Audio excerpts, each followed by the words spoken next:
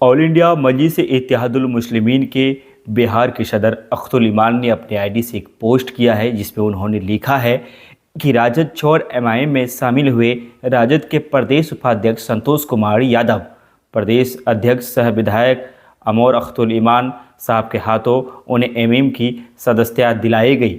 आपको बताते चले, यूं लोकसभा चुनाव 2024 का समय नज़दीक आते जा रहा है। ऐसे में तमाम पार्टियां अपने आप को मजबूत रखने की कोशिश कर रहा है। उसी को मद्देनज़र रखते हुए एमआईएम पार्टी भी लगातार बिहार में मजबूती के साथ काम कर रहा है। आपको बताते चले, 2019 के लोकसभा चुनाव में बिहार के सिर्फ एक सीट किशनगंज पर ऑल इंडिया मजलिस इत्तेहादुल मुस्लिमीन ने चुनाव लड़ा था। अख्तुल इमान एमआईएम की तरफ से प्रत्याशी थे। हालांकि जीत तो नहीं पाए थे, लेकिन 3 लाख से ज़्यादा वोट लाकर उन्होंने जो एक अपनी उपस्थिति दर्ज कराई थी, जो सबको चौंका दिया था। अब हम आपको बता रहे थे कि राजद छोड़ एमआईएम में शामिल हुए राजद के प्रदेश उपाध्यक्ष संतोष कुमार यादव प्रदेश अध्यक्ष सह विधायक अमोर अख्तुल इमान के हाथों उन्हें माला पहनाकर सदस्यता दिलाई गई। किशनगंज की अगर बात करेंगे तो कई लोग राजद, कांग्रेस, जेडीयू छोड़कर एमआईएम पार्टी की सदस्यता ले रहे हैं। हालांकि जब ऑल इंडिया मजलिस इत्तेहादुल मुस्लिमीन के राष्ट्रीय अध्यक्ष असदुद्दीन ओवैसी ने बिहार का दौरा किया, किशनगंज में उनकी सभाएं हुई, तो सभाओं में वो ये कहते हुए नज़र आए कि हमने 2019 में सिर्फ किशनगंज सीट से चुनाव लड़ा था, जहां हम जीत नहीं पाए थे। जीत के बहुत करीब आकर हमारी हार हो गई थी।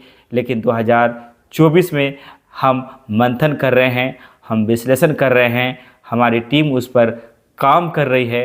हो सकता है कि हम ज़्यादा सीटों पर भी चुनाव लड़ सकते हैं। अगर एमआईएम बिहार के कई और सीटों पर चुनाव लड़ती है तो इसका असर बिहार की राजनीति में क्या पड़ेगा, किसको नफ़ा होगा, किसको नुकसान होगा, क्या एमआईएम जीत पाएगी, इसके लिए हमें इंतज़ार करना पड़ेगा और आने वाले समय में इसका सही जवाब मिल सकता है। बहरहाल बहुत सारे लोग अब राजद, कांग्रेस छोड़कर एमआईएम की सदस्यता ले रहे हैं। तो क्या इस बात का उम्मीद जताया जाए कि इस बार ऑल इंडिया मजलिस इत्तेहादुल मुस्लिमीन पार्टी बिहार में कुछ बड़ा करने वाली है?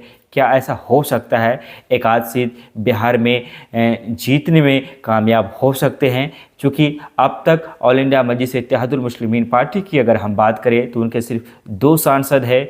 एक इम्तियाज़ जलील जो औरंगाबाद से हैं, दूसरा असदुद्दीन ओवैसी साहब जो कि खुद राष्ट्रीय अध्यक्ष है। इनके अलावे अख्तुल इमान ने जो 2019 में चुनाव लड़ा था वो चुनाव नहीं जीत पाए थे, वो हार गए थे।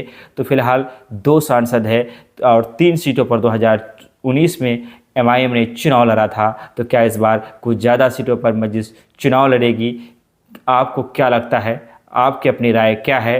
क्या उन्हें ज़्यादा से ज़्यादा सीटों पर चुनाव लड़ना चाहिए या कम सीटों पर चुनाव लड़कर उस पर ज़्यादा मेहनत करना चाहिए? तमाम आगे क्या कुछ होता है, इन सारी खबरें आपको इसी चैनल में ज़रूर मिलेगा। हम चाहेंगे वीडियो में अंत तक बने रहे और आप चैनल को सब्सक्राइब कर बेल आइकन को दबाते रहें। धन्यवाद, शुक्रिया।